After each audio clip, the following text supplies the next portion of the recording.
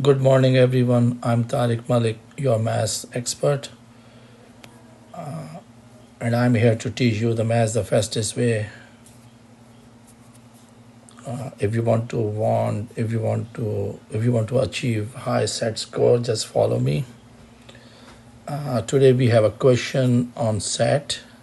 The question is right here. A rectangle has a length of 5x and a width of 3x. If its area is 240, what is the value of x?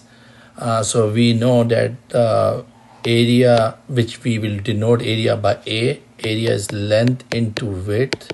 So my length is 5x and my width is 3x. If you multiply 5x by 3x, that will give you 15x squared. It's also given that the area is 240. Then according to the transitive property, we can say 15x squared is equal to 240. Transitive property means, if you see here, the area is 15x squared and area is given as 240, which means both values are equal to a. This means 13x squared should be equal to 240.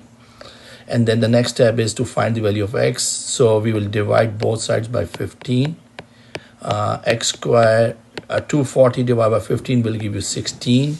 And then you will take the square root, which is the inverse function of square.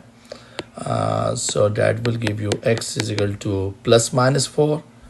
But it will give you plus minus 4, but we will just take the value of x as 4. Because we are talking about the dimension, which is length and width, which can never be negative. So my answer, x is equal to 4. If you want me to make more videos on set, please follow, like, and subscribe my channel, and we will make more videos. Thank you so much for watching.